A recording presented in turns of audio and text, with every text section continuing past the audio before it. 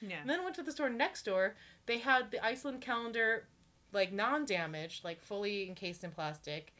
And exactly the evil eye I was looking for, which I didn't even know they had. And so I was able to exchange the calendar, and I got the evil eye. And when I brought it up to the cashier, I didn't tell you this. This is so exciting. When I brought it up to the cashier, it was 4:44 in the afternoon. And the cashier, like, saw the evil eye, looked at the time, and then went to her, like, coworker, and she's like, hey, it's 4:44. And held up my evil eye, which I looked up later is like a number for protection and like spiritual cleansing in numerology. And it was chills. Yeah, I know. And like at the time, I think she like looked to me for some kind of like, and I was just kind of like, whoa, that's crazy. Rad. Yeah. Should we do this then? Yeah, let's do it. Welcome to Witchcast! 'Cause it's Witchcast. I'm Emily. I'm Kate. And we are the co-hosts of the Witchcast Podcast. That's right. We are novice learning baby witches who are growing and exploring everything under the big witchcraft umbrella, occult, mysticism, paganism. If anyone's called it witchcraft, we'll talk about it. Yeah, we're interested and we want to know more. Yeah. Yeah.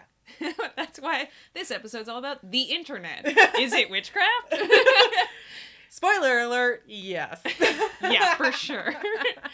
No, that's not what we're talking about today, but that'd be funny. Would be fun.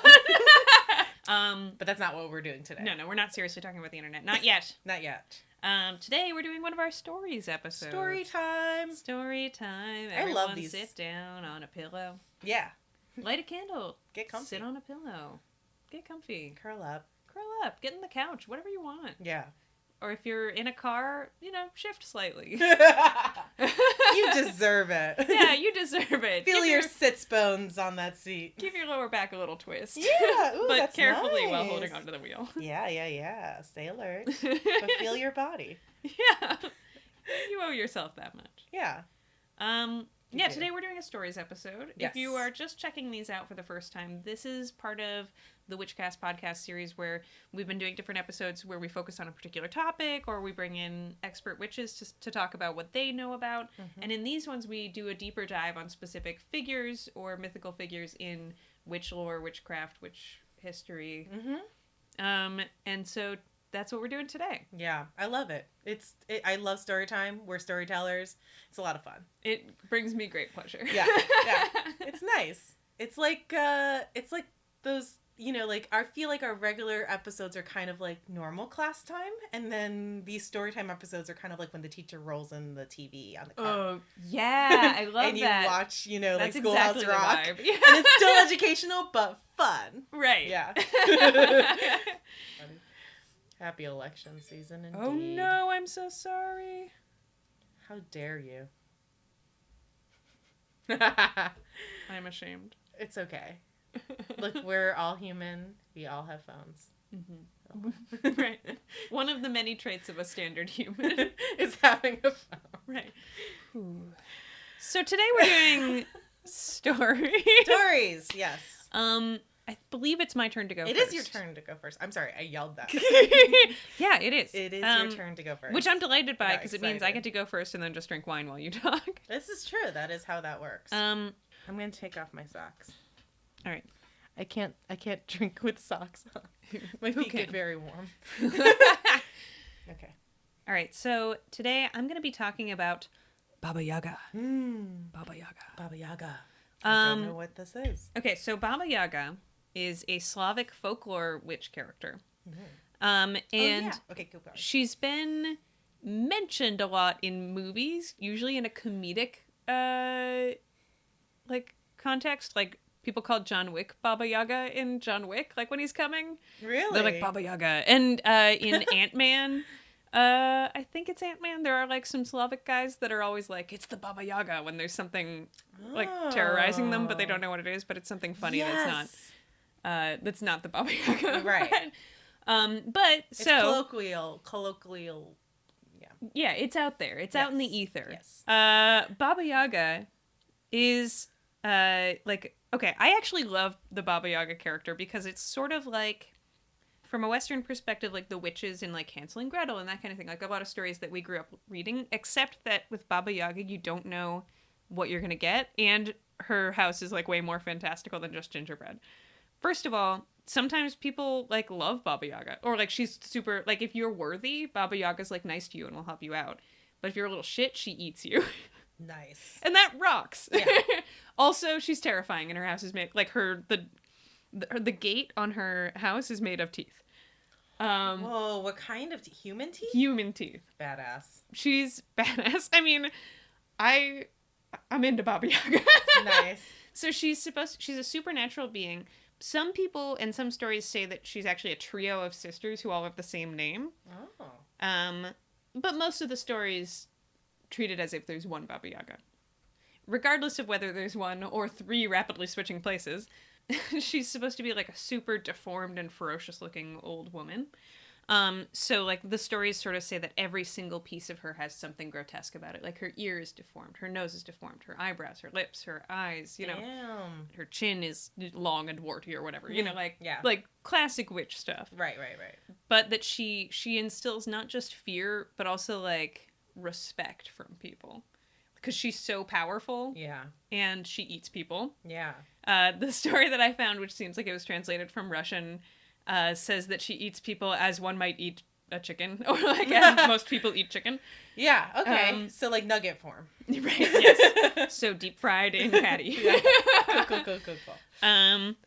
And so she flies around like so there are a lot of things that are reminiscent of like the classic archetype of a witch, but slightly different. Okay. So she flies around in a mortar with a pestle.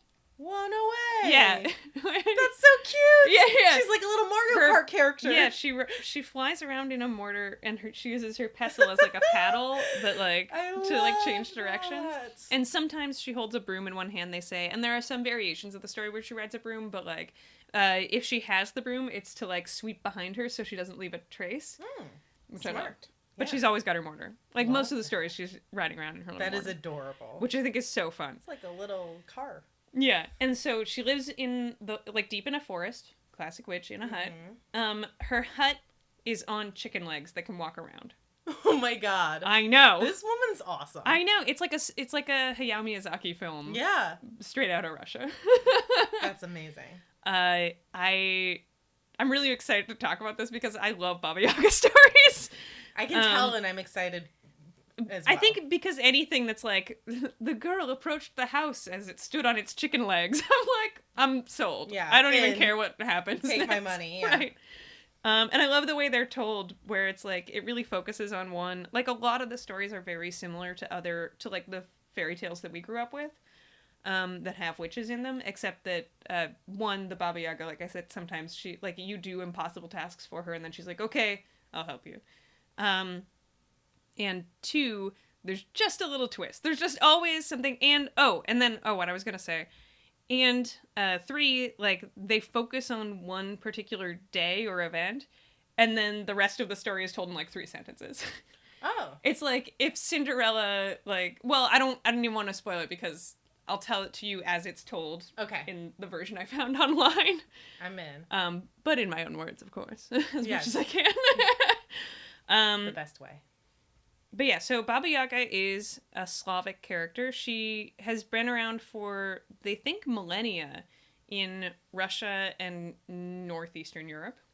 She's considered one of the most memorable, this is a quote, but one of the most memorable and distinctive figures in Eastern European folklore. She's enigmatic and exhibits, this is from Wikipedia / quoting from someone named Andreas Johns, or probably Jans, I don't know. She's enigmatic and often exhibits striking ambiguity. She's multifaceted. And I love that, because I feel like so many of the witches in classic stories are, like, just evil. Yeah. They're going to give you a poison heads. apple. Yeah. They're going to eat your children. Right. And she's, like... they think that the root of her was that, like, she was created around the time that people were moving from, like, multi-god systems into monotheistic systems. And so she was sort of based on those multiple god things where it was a little less like a god is one way and more like they have temperaments in there. Yeah. Oh, fun. Yeah. I love this. Yeah. I'm enjoying this thoroughly. Great. And then this is also from Andreas Jans or Johns. He summarizes Baba Yaga as, quote, a many-faceted figure capable of inspiring researchers to see her as a cloud, moon, death, winter, snake, bird, pelican, or earth goddess, totemic matriarchal ancestress, female initiator, phallic mother, or archetypal image. Damn. So that's multifaceted. Yeah. Wow. Right? My eyes are very wide at this point. So I'm gonna today talk about one specific Baba Yaga story, which is Vasilisa the Beautiful. But if you like this, there are many more. But this is kind of the most popular and known one. And it sort of traces similar to like a Cinderella, or like Cinderella's probably the closest one. Okay. Okay. I love her already. Baba Yaga, I mean. Yeah. Baba Yaga. Yeah. Yeah. So this is Baba Yaga and Vasilisa the Fair. Nice. And this is from Myths and Legends, E2BN, whatever that is, e2bn.org. And this is a website that looks like it is from, I would say, 2006. Nice. Love a good early 2000s website. Me too. All right. So it starts out a long, long time ago. A man, a merchant, has lost his wife. He's got a daughter, Vasilisa. She's beautiful. She's young. He decides he's going to remarry.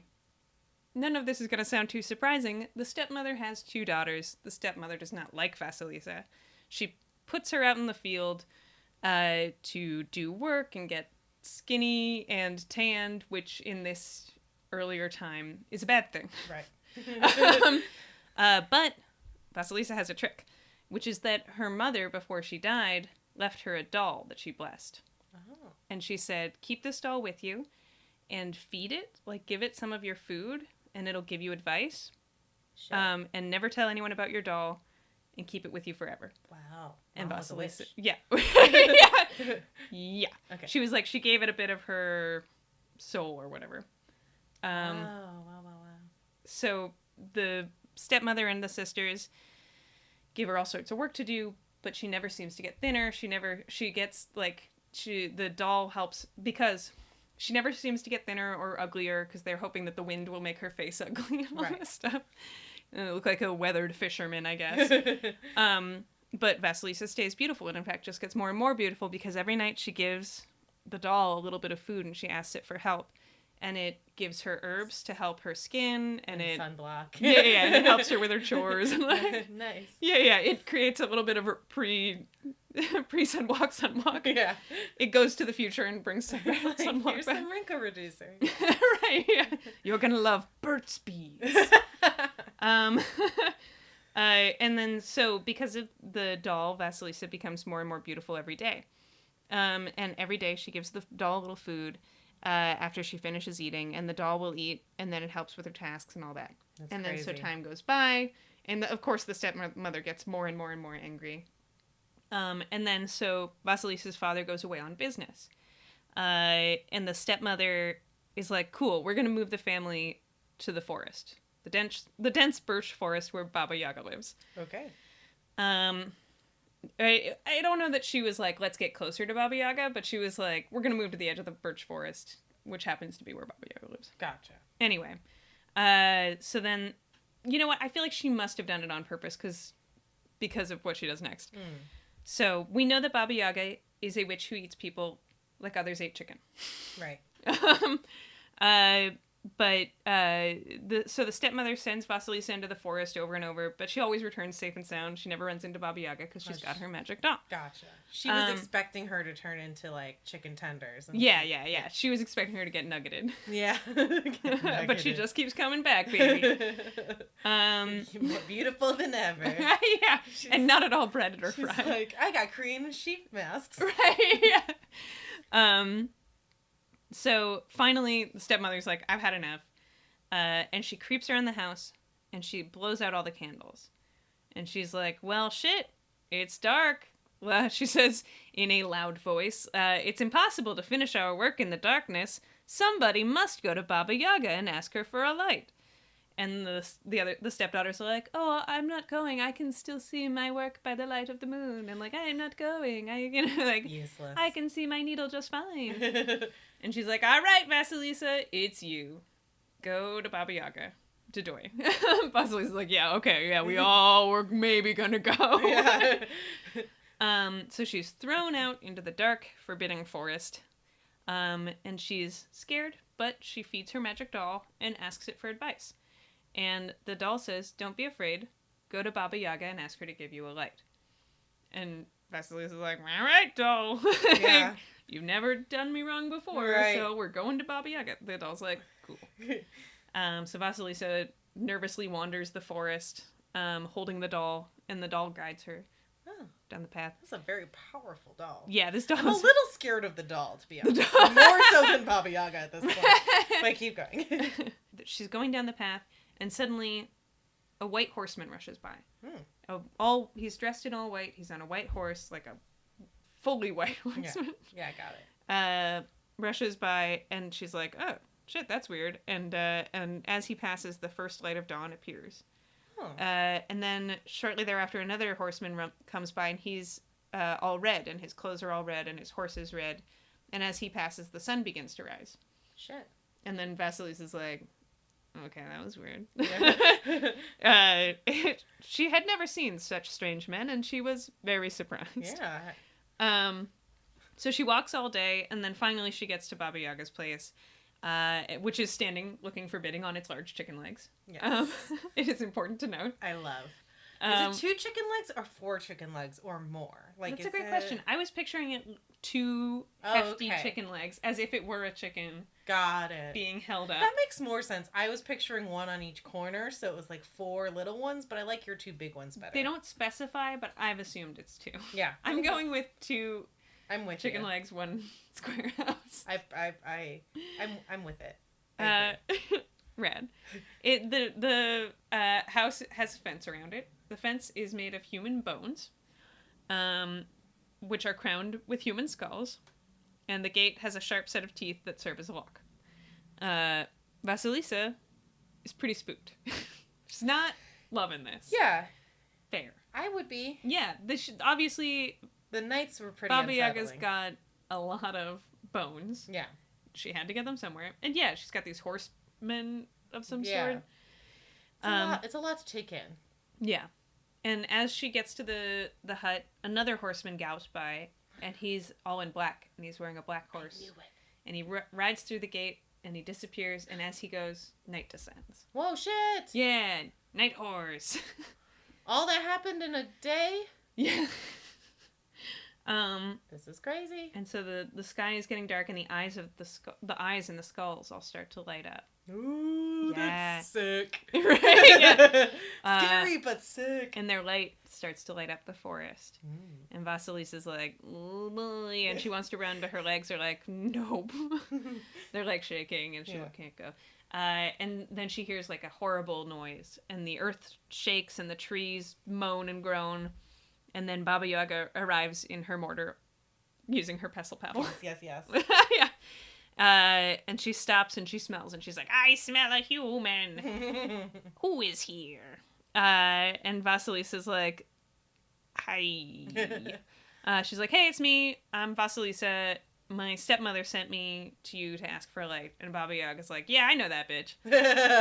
She's like, I know of her. Stay with me for a while. If you work well, I will give you light. If you do not, I will cook and eat you. And Vasilisa's like, yeah, all right, I guess that's the deal. I'm not loving this, but we'll see. Tempting offer, yeah. But she knows she's got her doll. Oh, yes. So Baba Yaga's like, open gates, and she rides in, and Vasilisa follows, and the gates slam behind her. Teeth. Yes. I love this. And they go into the hut, and Baba Yaga's like, Vasilisa, bring me what's on the stove. Bring me my supper from the stove. And there's enough there to feed 10 men. And then from the cupboard, she collects something called kvass, which I don't know what that is, mead, beer, wine, and Baba Yaga eats and drinks everything. Wow. She's like, 10 persons food. Yeah. It's like one of those. All the beer, all the wine, and she leaves Vasilisa a crust of bread. Mm-hmm. And she's like, I'm tired, Vasilisa. Tomorrow you must clean the yard, sweep the hut, and cook the supper and wash the linen. Then you must go to the corn bin and separate seed by seed the mildewed corn from the good corn. And mind that you remove all the black bits. If you don't complete these tasks, I will eat you. These are some of the I'm doing my best. Some of these are direct quotes from the story. I love it. They've got to be. Also just loving the acting right now. The voice acting Thank you. top. I'm available for jobs. I feel like a little kid, like, listening to my bedtime story. I'm on the edge of my bed. Well, it's such a good bedtimey kind of story. Yes. I love it. And then she's eaten. She's given the threat that if you don't get everything done, she'll eat you, and she passes out. Baba Yaga immediately starts snoring. Yeah. Well, she drank all that wine. It's like me last weekend. Right? I mean, listen, she is living the life. I love it. The story says that her long nose rattles against the roof of the hut. And Vasilisa takes out her doll and gives it a little bit of the crust of the bread. And she's like, yo, doll, Baba Yaga has given me some impossible things to do, and she's probably going to eat me. And the doll's like, don't worry. Eat your supper, go to bed. The doll says, mornings are wiser than evenings, which I love. That is so true. Mm-hmm. Oof, that doll is wise. It's a wise doll. And then Vasilisa wakes up early the next morning, but Baba Yaga's already up. Because the older you get, the less sleep you need, really. I don't know if I... No, I don't know if that's true. I feel like older people always say that, but I don't know if it's true or if they just had babies and now they're like wired different. They can't sleep anymore, yeah. They could sleep forever. Oh man, I can sleep so good. I love to sleep. Sleep is the best. Anyway, Vasilisa goes out to the corn bin, and the doll is there, like, just finishing up picking out all the bits of corn and stuff for her. The doll? Yeah, the doll's there, like, getting it done. What does this doll look like? I've been picturing, like one of those, like, kind of, like a reed doll kind of thing. Like the like it's got, like, this kind of hair. I'm doing, like Andy... Like a little Raggedy Ann doll? No. Oh. I'll look up something and then I'll show you what I think it looks like. I pictured a lot of different dolls in my head. Like everything... I picture it small and rounded, I guess, is what like little round or like almost like a gingerbread husk. man. Oh, okay. Yeah, like or Yeah. Still terrifying. Yeah. Like I know this doll's on our side, but I'm still very scared. Right, yeah, like a corn husk filled with spirits. Yeah. With a little bit of gingerbread man thrown in. Cute. Okay. Anyway, but the doll, like, works hard, man. So the doll's done with the corn, pretty much. Everything else is also already done. And the doll's like, all you have to do is make the dinner, and then you can rest. And Vasilisa is like, wow, doll, thank you so much. You really got a lot done. And the doll's like, hush. I know your soul, it's okay. Right, yeah. The doll's like, I have to go sleep forever now. I was up all night. But I love you. Anyway, the doll's like, all you have to do... Oh, or I said that. Vasilisa's like, thanks, doll. She cooks the food. She lays the table out. Or, like, she sets the table. And she waits. And then the night falls and the skull's eyes begin to shine and the trees groan and the earth trembles and Baba Yaga appears in her pestle and mortar. Her pestle and mortar... Amazing. Chariot. Love this one. Flying chariot. And she's like, have you done what I told you? See for yourself, replies the girl. Baba Yaga is like, oh shit, she got it done. Because she was like hoping to eat the girl. Right. But deal's a deal. She's like, very good. And then she yells, my faithful servants, grind the wheat. And from nowhere, 3 pairs of hands appear. Whoa. And they take the wheat and they vanish. Okay. This is an important time to say that Baba Yaga's hands, we know, can detach and, like, do things for her. Oh my gosh. Yeah. This woman's wild. In folklore wildly. Or in folklore widely. Wow. But she doesn't do it in this one. But she has some friend hands. She has other hands. Yeah. This woman. And so the hands come and they grab the wheat. And they disappear.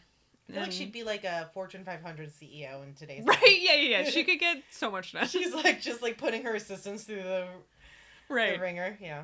And Vasilisa's like, all right, well that was weird, but let's never talk about it again. Yeah. Baba Yaga eats the supper, and she says to Vasilisa, Tomorrow you must do the same tasks, and then you must go to the storeroom and sort out the dirt from the poppy seeds. And so the next morning, Baba Yaga again is like, off in my mortar, I'll see you later. Don't forget to make supper. I don't know. The office? Witching. Yeah, to her Fortune 500 job. So Baba Yaga's like, all right, honey, see you later. And Vasilisa's like, doll. And the doll's like, okay, well, okay. And so they get everything done. And then Baba Yaga comes back and the tree's grown and the teeth clack and whatever else. Mm-hmm. The chicken legs do a little chicken dance. Love it. And then she's like, oh, wow, you did it again. Cool. And then the 3 pairs of hands come and they grab the poppy seeds and they go away again. And Baba Yaga sits down to eat and she's like, hey, kid, why are you so quiet and still? And Vasilisa's like, I'm afraid of you. Can I ask you some questions? And Baba Yaga's like, ask what you want, but remember that not every question has a good answer. Again, wise words. I know, right? Vasilisa's like, okie dokie. So I just want to know, when I was here, I saw a white horseman. Who was that? And Baba Yaga's like, that was my bright day. And Vasilisa's like, then I saw a red horseman. Who was he? That was my red son. And then a black horseman overtook me whilst I was standing outside your gate. Who was he? That was my black midnight, answers Baba Yaga. These horsemen are my faithful servants. Have you further questions? And when she says faithful servants, Vasilisa's like, the hands! What? Oh. And then she's like, well, Vasilisa stays quiet. Yeah. And Baba Yaga's like, now I have a question for you. How have you managed to carry out all of the work I've given you so smoothly and quickly and not gotten eaten by me? And Vasilisa's like, so my mom kind of like blessed me a little. And Baba Yaga's like, God damn it, I knew it. Why'd she give up her secret so quickly? Anyway, go on. Okay. Baba Yaga's cool, I guess. Yeah, she's like, she's chill. They're like smoking weed. Like, yeah, she's like, I mean, the doll was the one that was like, yeah, no, fucking go to Baba Yaga. Like, it'll be fine. Don't worry about it. Cool. And she's like, anyway, Baba Yaga's like, I fucking knew it. You'd better go. You'd better be gone. I will not have people with blessings in my home. And so then Baba Yaga pushes Vasilisa out the door and through the gate and out the hut, and she's like, get out of here. Shoot. What and about then the light? Hold on. Sorry. And then she grabs one of the skulls that lights from off of the fence. Yeah. And she sticks it on the end of a stick. And she gives it to Vasilisa, and she's like, badass. Here's a light for your stepmother and her daughters. That's what you came here for, right? And Vasilisa's like, yeah, cool. I'll take the skull light home, and that'll be fine. And so she does. And she walks all day and all evening. And then she finally gets home. And as she approaches the gates, she's about to, like, toss the skull away. And the skull talks. And it's fun. Yeah. It says sort of muffled, it's like, now hold on there. That's a horrible sound. He's like, now hold on there, Vasilisa. You've got to keep me. Your stepmother and her daughters are going to need me. And the girl's like, okay, skull. This is honestly not the weirdest thing that's happened to me today. So she walks in. And the skull fixes its eyes on the stepmother and her 2 daughters, and its eyes burn them like fire. And they try to hide, but the piercing eyes follow them wherever they go, and never let them out of their sight. And by morning, nothing is left of the 3 women except 3 heaps of ash on the floor, while Vasilisa is unharmed. Whoa! It didn't burn down the house either? No, it just burns up those bitches. I love it! And then Vasilisa's like, okie dokie. And the skull is like, because it's dead, it's not doing anything anymore. So she buries the skull in the garden, and she goes to find shelter in the nearest town, because she's like, well, I probably gotta go. Wait, real quick for our listeners, when Emily imitated the skull, she, like, did a dead face. Just yes. So you know. Oh, yeah. The skull's great. Like, which is me turning my head to the side and sticking my tongue out and closing my eyes as if I am a dead I honestly saw it immediately. It was great. Thanks. Continue. Thanks for understanding. Yeah. All right. So she goes to the nearest town and is just like, nothing happened. Anyway, can I stay here for a bit? And there's an old woman who's like, yeah, stay with me. Who's just like a nice old lady. And one day the old woman gives Vasilisa some flax. Vasilisa's like, turns out I'm pretty good at spinning. So she spins the most beautiful thread, and it's so fine it looks like hair. And she weaves the thread into the most exquisite cloth, and it's brilliant white and soft and beautiful. And Vasilisa gives it to the old woman, and she's like, you've been so nice. Why don't you sell this cloth and keep the money? And the old woman's like, dude, this is a fucking good cloth. I'm not going to sell this. I'm going to give it to the Tsar. And yeah, so the old woman brings it to the Tsar as a gift, and the Tsar's like, damn, that's a fine cloth. And he's like, thank you. And he gives her a bunch of presents and sends her home. And then the Tsar's like, what am I going to do with this really nice cloth? And then he's like looking for someone who can make a shirt from it, but all the tailors are like, no, that cloth is too good. And in the end, the Tsar from flax. like sends a messenger pigeon to the old woman, is like, hey, so do you know how to sew this cloth? You made it.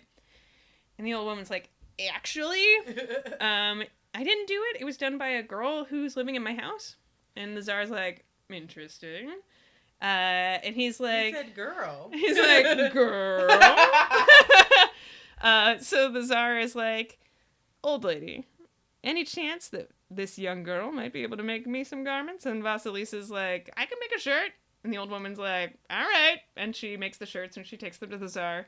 And she waits for the old woman to return. And one of the Tsar's servants comes in and he's like, yo! It says he said loudly. So Yeah.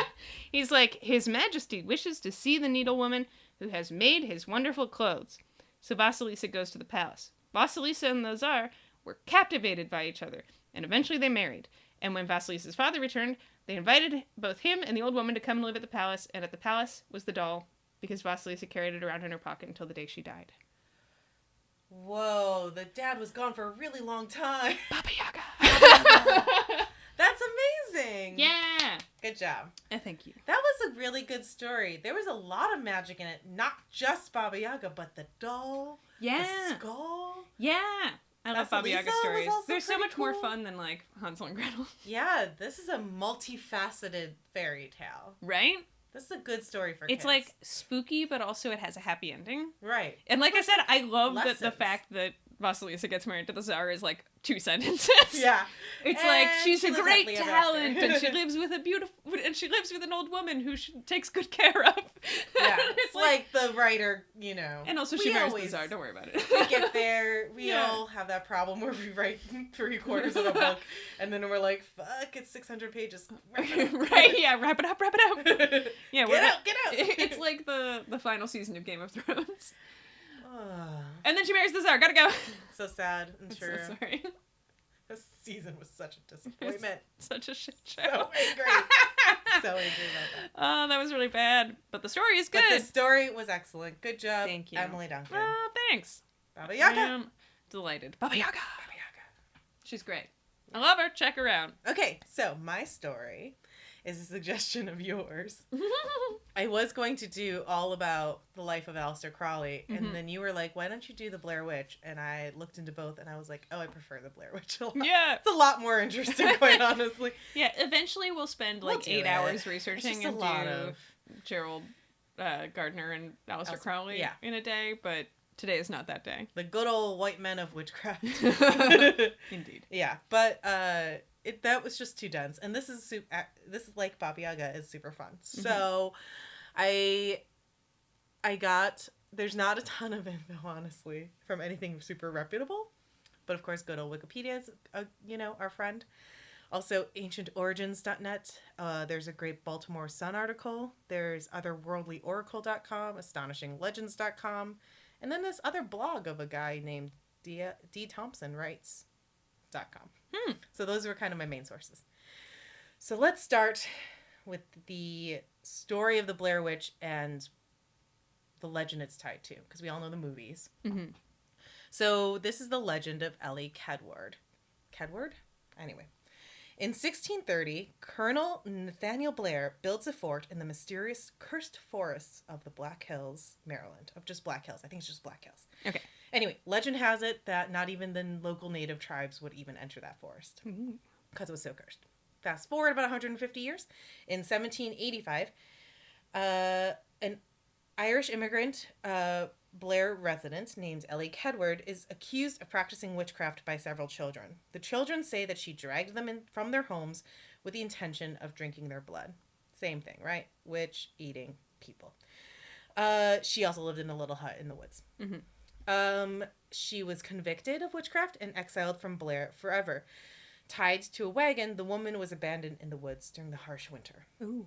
As the days passed, the people of Blair were like, cool, she's probably dead. It's really cold out. However, 3 of the children that had accused her, accompanied by their dogs, decided to go out into the woods to see if she had actually died. They find that she's actually still alive and tied to the wagon. The boys decide, because they're boys. No, I don't know why. Whatever. According to legend, they decide they're gonna. Because boys will I just be like am boys. yeah, no, exactly. we don't like that anymore. No, it's yeah. I don't like that never. It's just I have a very clear idea in my mind of what these boys were like, and again, it's also like the late 1700s. Right. But anyway, they no decide. TV yet. Everyone's bored. Yeah, a lot of pent up anger, I think. Yeah. Anyway, I saw Spring Awakening. I think it was all pretty tense up until very recently. Yeah. Pretty tense now, honestly. Honestly. Humanity is tense. Yeah. It's hard. It sucks. Okay, so they decide to finish the job. They decide to kill her.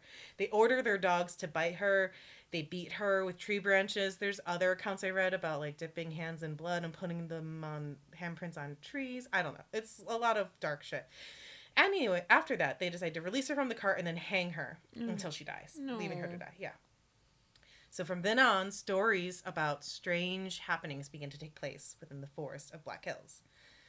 Next year, November 1786, next year, half of the village children, including those 3 boys who killed Ellie, disappear. Ooh. None of them are found, neither alive or dead.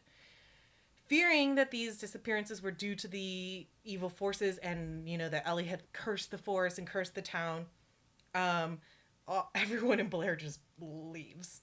They just book it, abandon town, and vow to never say her name, Ellie Kedward, again. Ooh. However, in 1809, a book called The Blair Witch Cult appears, again, according to legend, and it's a work of fiction that's not really well written about a story of a village cursed by a witch. However, in the story, the witch is hunted and then burned for her crimes, instead of just abandoned and hung by boys. Okay. So, Blair remains abandoned. The town of Blair remains abandoned until 1820 when a man named Henry Burkett buys the abandoned town from the government. Some say he was a railroad magnate who wanted to exploit the limestone deposits in the area. And over the next few years, he builds the town back up and calls it Burkittsville, which still does exist to this day and has lots of tourists who come to see it, thanks to the legends of the witch. Right. Other things that have happened over time. August 1825, 11 residents claim that a woman's extremely pale hand has emerged from the river, Tappy East, that crosses Burkittsville. The hand allegedly pulled 10-year-old Eileen Treckle underwater. The search for the girl took weeks, but her body was never found. Shortly after, they discovered that the river was blocked due to an incredible number of branches affecting the water's cleanliness. It was contaminated for several months. This is what most likely caused the young villager's strange death. Some accounts say that those branches were twined together in like a five-pointed bundles. What? Yeah. Some of them call them oily in some of the stories I was reading. Ooh. March 1886. 8-year-old Robin Weaver is reported missing from the forest. Various rescue teams searched for several days until they found her. The small girl said that she had met an old lady in the forest who was not walking but floating, and the strange woman took her hand and led her to her house, where she was left in the basement with a promise that the old woman would return, and she waited for a long time but then got scared and ran. Weeks later, 5 other rescue workers found bodies in a place known as Coffin Rock. The corpses were tied together, hand and foot, and had been disemboweled.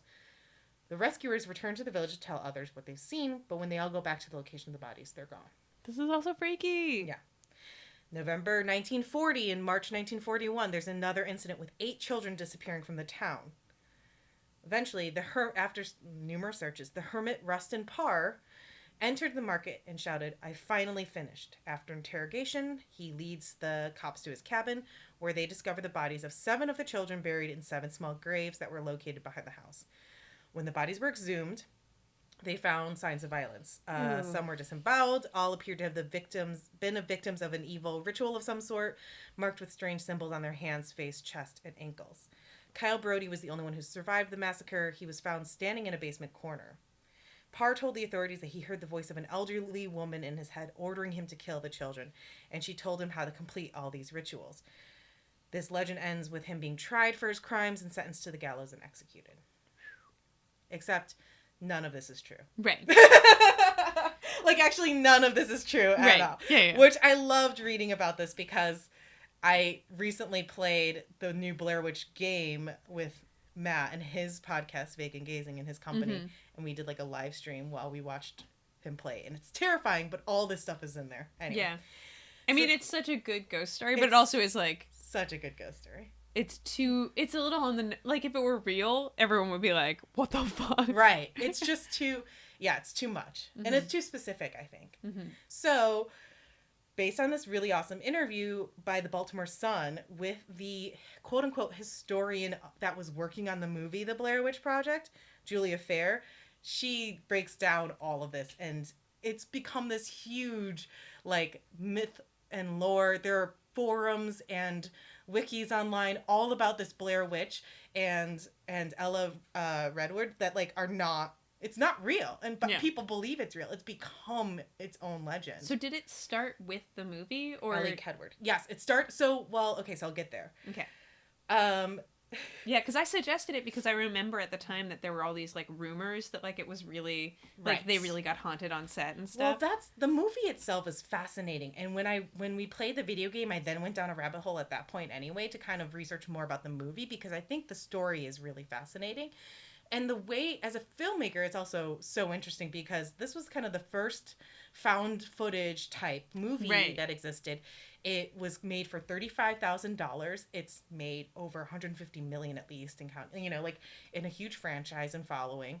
And people really believed it was real. People thought it was truly found footage. Like, there was so much detail put into the marketing and...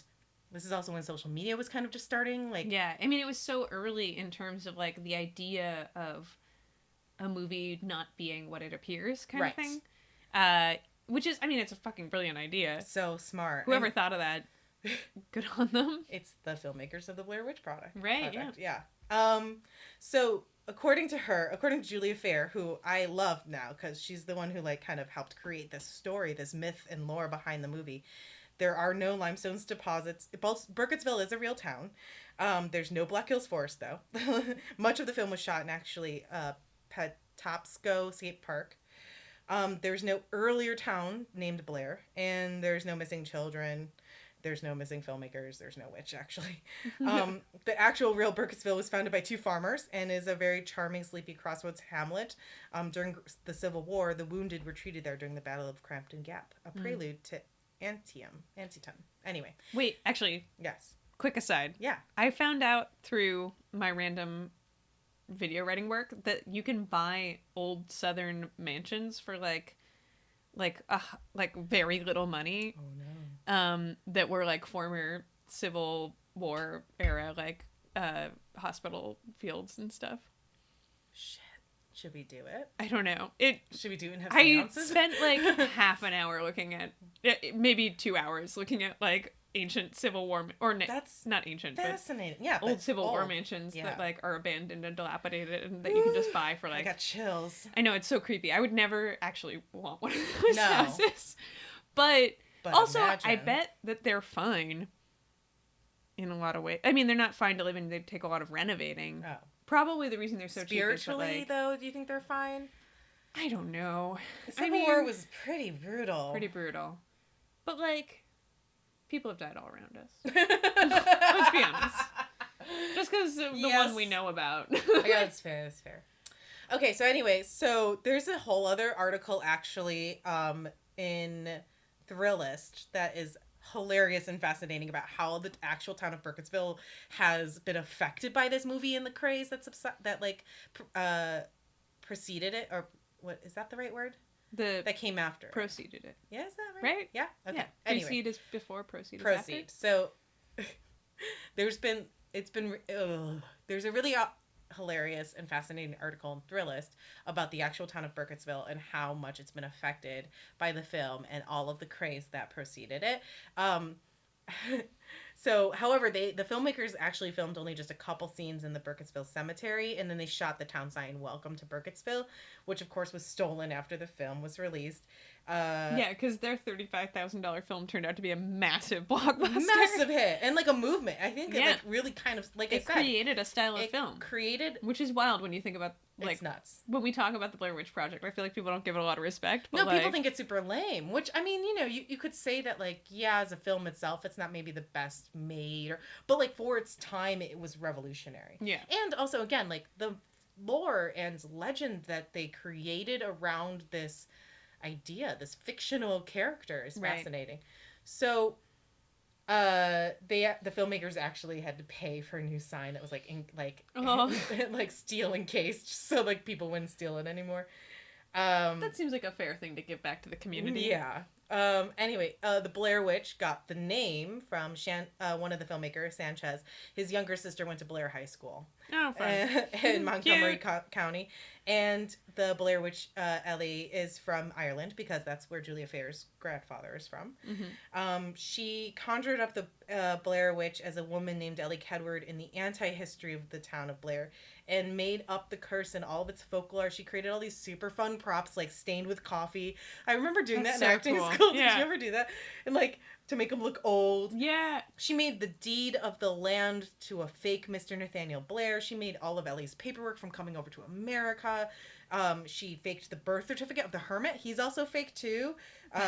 So intense. Based the story off of like a trial. I am so impressed. Yeah, like super cool. And as much as I feel trolled by all this, because honestly, it's kind of hard to figure out that the story is fake. Like, it is a myth and a legend, but it's you have to kind of do a little bit of digging to really find out that, yes, this was made up for the movie. Yeah.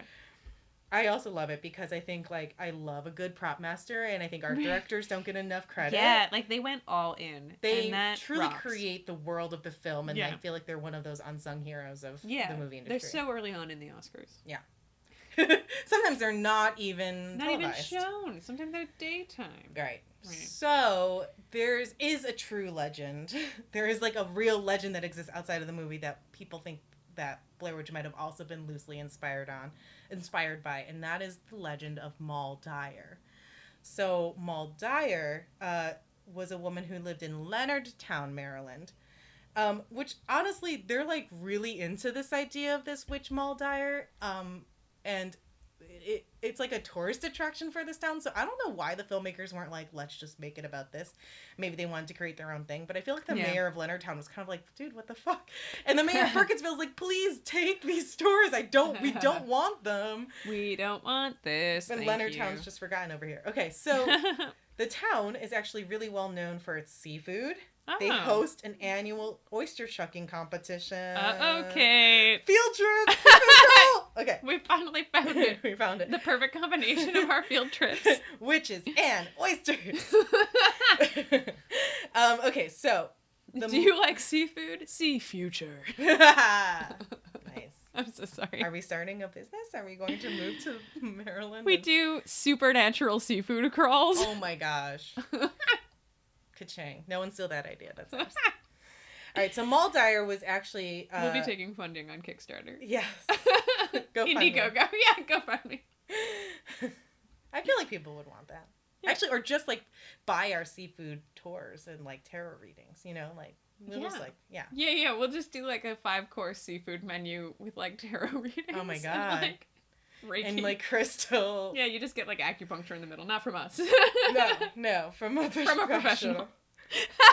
I think we're geniuses. I think we're onto something. This is a very good business idea. I think this is a genius business idea. Investors, call us. Yeah.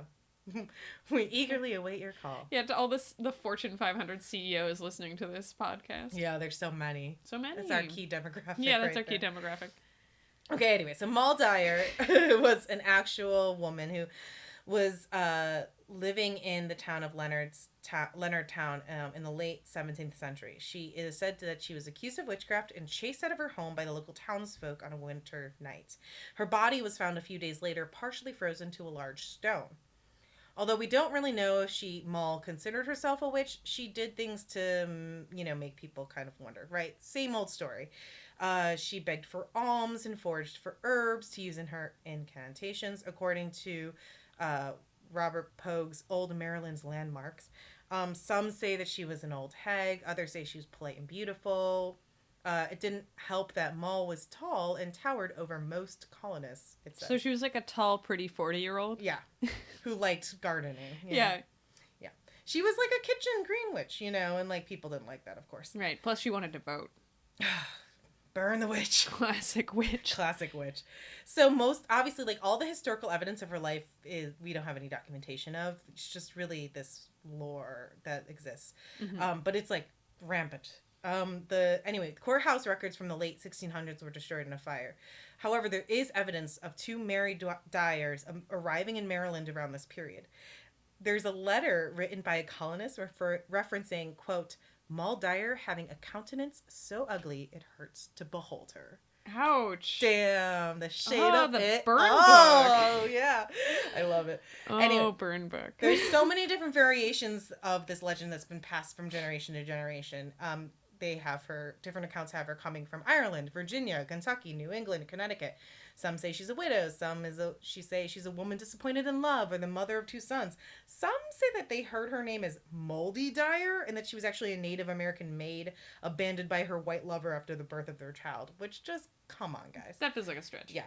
Others just say that she was a healer, like I said, a green or kitchen witch, and she traded herbs with the native tribes and she got along with them well, and that was, of course, made the white villagers pissed.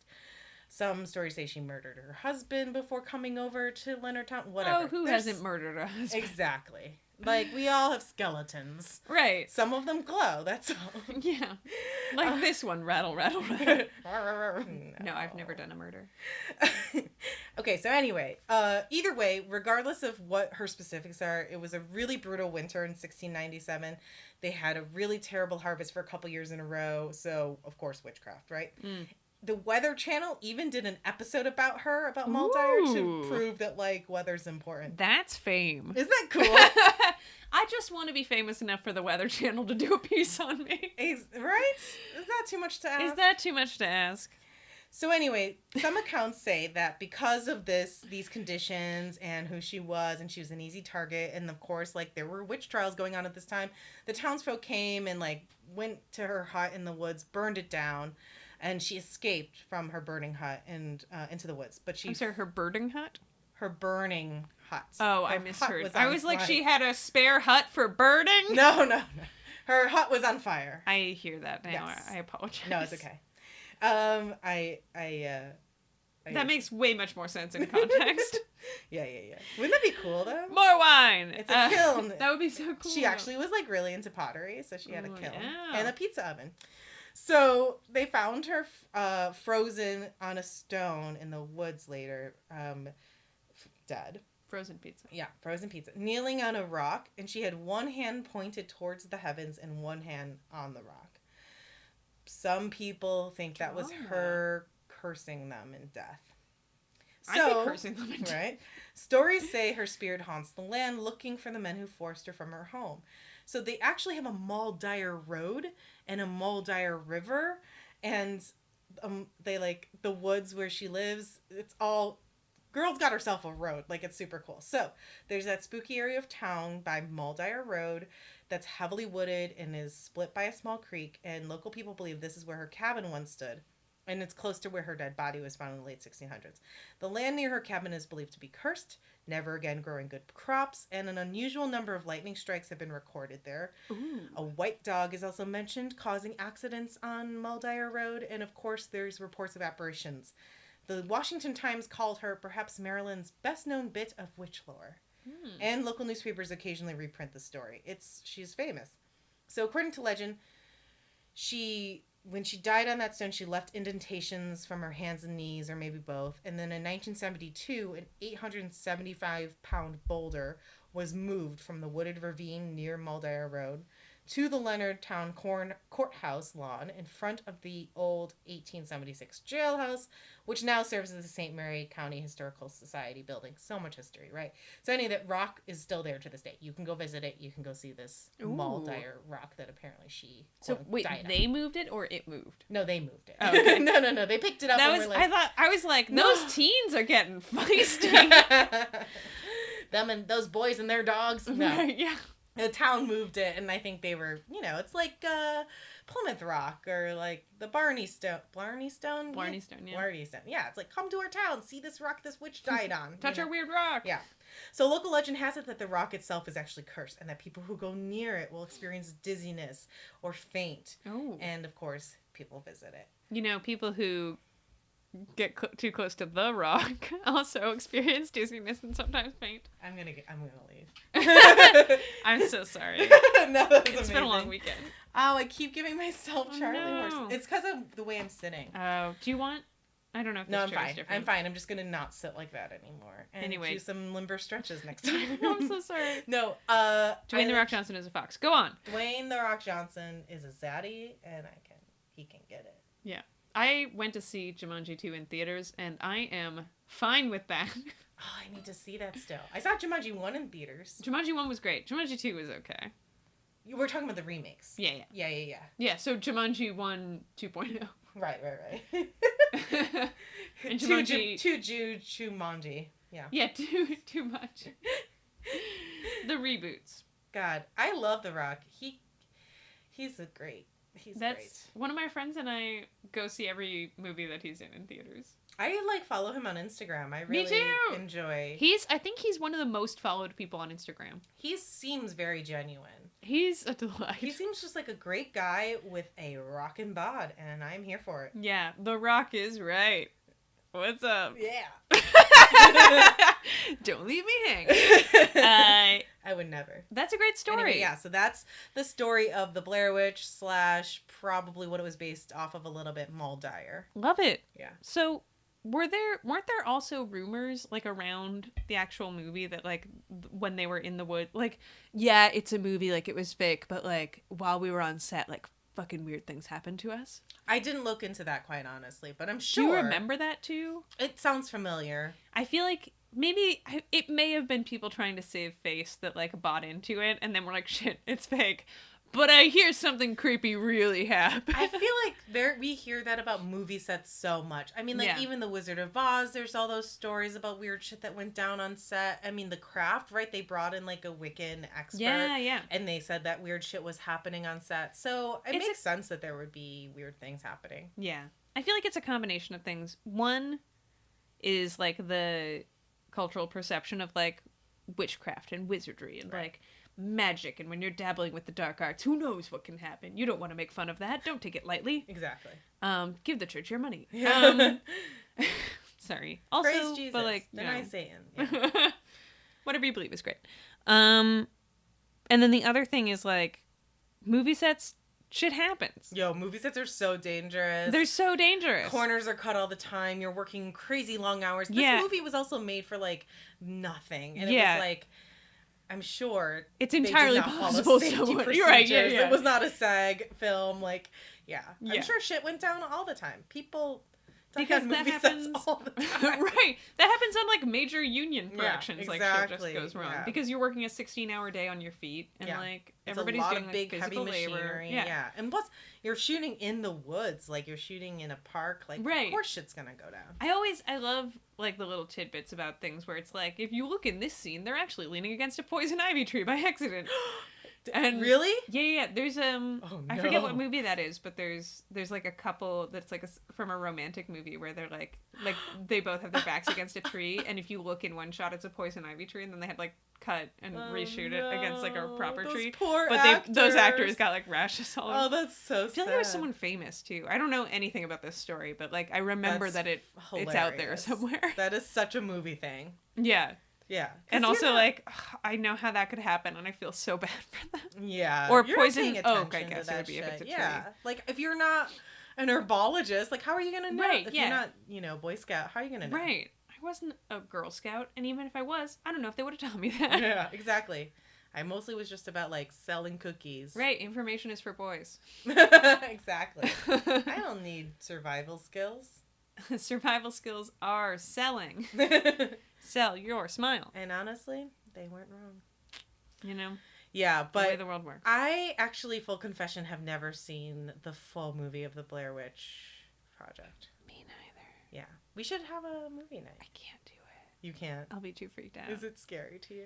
It. The video game is terrifying. Yeah. The thing that's, like, really cool, I think, about this lore is that the idea that, like, so the idea was that I read in another version of the story about Ellie Kedward or whatever that, like, she was burned or quartered. Either way, like, her remains were scattered to the four corners of the forest. So basically her whole spirit inhabits and lives within this forest. And so, like, if you go into the Black Hills forest or whatever, like, it part of the movie and also in the video game and stuff, like, the forest changes. Like you lose your mind because you get lost in it very easily because she can control the entire forest and basically do, like, glamours to, like, make you feel like you're going in circles or, like, you're getting lost. And, like, that taps into such a primal fear, I think, for most people. I feel like even you telling me the story kind of freaks me out. Yeah, you freaked out a little like, bit because I was like a little scared just researching this today. Yeah. Yeah. So I don't know that I could watch the movie. We can, it's okay. We don't have to. We can watch Honestly, other things. You know what happens. Yeah, I know how it ends. I know how it all turns out. And honestly, there's also a really interesting whole, like, sub, community that actually believes that if there's no witchcraft at all, that the two guys, it's two guys and a girl, right, in the movie, the first one, that they were actually just plotting on killing that girl, and so they, like, planted all this shit to freak her out, and they actually were just planning on murdering her the whole time. Right, yeah. Which I've is, heard like, that one more realistic, honestly, Yeah. and, like, kind of scarier in a way. Kind of scarier. Yeah. Whichever it is, it's terrifying. Yeah. Good job, Blair Witch filmmakers. Would much rather watch Ferngully. Oh, let's do it. Yeah. So at the end of every episode, we do a tarot card draw. Yes. Or an oracle card draw. And today we're doing an oracle card. Yes, because we haven't done this one in a while. This is my lovely Druid Animal Oracle deck. Yeah, I'm very excited. Yes. I'm going to give these a quick shuff. A shuff? Quick shuff. Now, listen, we were talking on the Power of 3 episode about big deck energy. Yes. And this deck is massive. Yeah, it has some pretty big deck energy. Yeah. I will say this Oracle deck is, like, one of the kindest, most loving. But I saw a meme on Instagram, actually, of one of our followers. I can't remember who, I'm so sorry. But they were saying how, like, Oracle cards are like, you got it, babe. Like, we're here for you. We're rooting for you. We love you. Follow the light. And tarot cards are like, fuck you. You're doing everything. They're like challenges in money. Yeah. Hell and brimstone and fire are raining upon you, emotionally speaking. Yeah, you are... Get your shit right. A little overconfident right now. Okay, tarot cards, thanks. And oracles are like, it's okay. That's honestly, I've thought about buying an oracle deck, and every time I actually get a little turned off by how positive they are. Oh, God, is that I weird? love it. No, it's not weird. I don't know. With your double Scorpio showing. Yeah, like, I don't want to draw a card that says drink some water. I know. Yeah. Yeah, I don't need to draw a card to I can go that. on Twitter for that. Yeah. Also, like, my co-star basically reads me every day. That app, like. So. By the way, co-star's now available for Android, so all you Android users, get in there. Go get it. We are not sponsored by CoStar. No, but we're just telling you. Ooh, air dragon. Ooh, I've never seen that's an a air new dragon one. before. I know, they have dragons.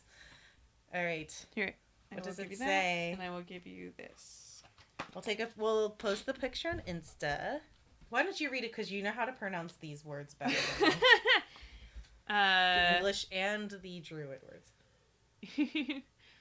Air dragon, drag aher, meaning coming into contact with drag aher can be as a bolt of lightning to the psyche and intellect, and as such must be treated with care and considerable respect. Like the Baba Yaga. Sometimes manifesting as sudden flashes of illumination, the air dragon brings insight and clarity to your thought and imagination. As conveyor of numinous power...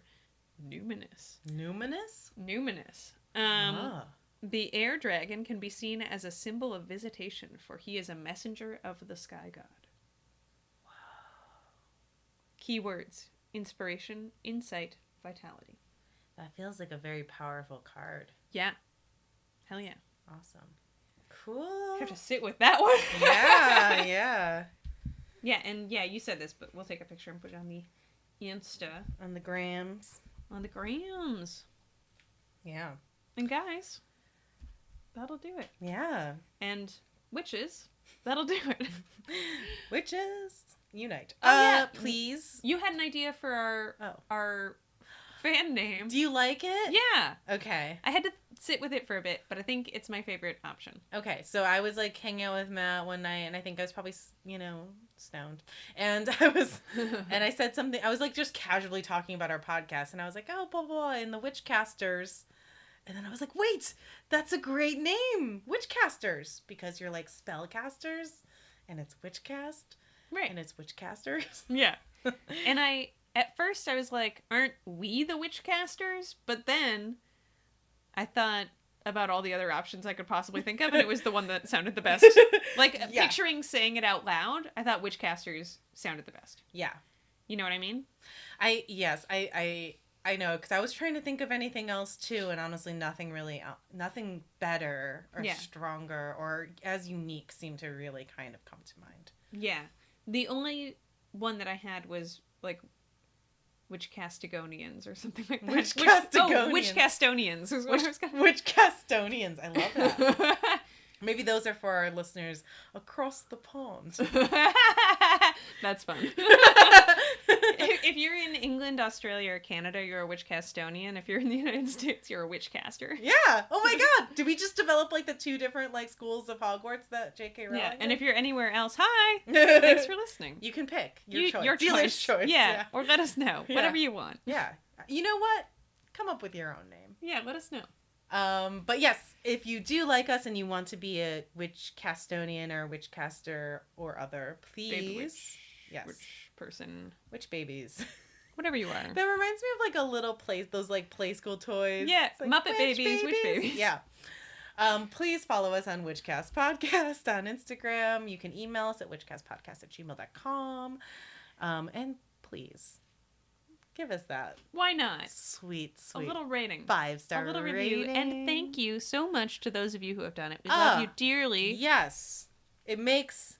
We say this every time, but it truly does make our day and our week. We get very excited. Maybe we can start doing shout outs. I was going to say, should we do a quick shout out? Yeah. Yeah, let's give a shout out to C.H. Spalding. Just recently left us an amazing, really sweet review and sent us a little DM on Instagram, and we really appreciate it. Yeah, thank you so much. We are thrilled to have you as a listener, and also really thrilled that you're also a New Yorker and a baby witch like us too. So, but yeah, anyway, thanks for the review, and also, let us know if you guys have any suggestions for any topics you want us to cover. If there are things that you're dying to know about, we love requests. let us know. Yeah. And otherwise, we'll just keep trucking onward. We got some really cool episodes planned for the next few weeks. Exciting. We are pumped Pumped up, pumped like the rock. like the rock. And until next time, Hex yeah! 'Cause it's Witchcast. I can only see my ass. Can my ass transport without me? Ooh. Is this like Ass Travelers? Is this a new series we're developing right now? An ass through time. Hey, did you just see a butt go through?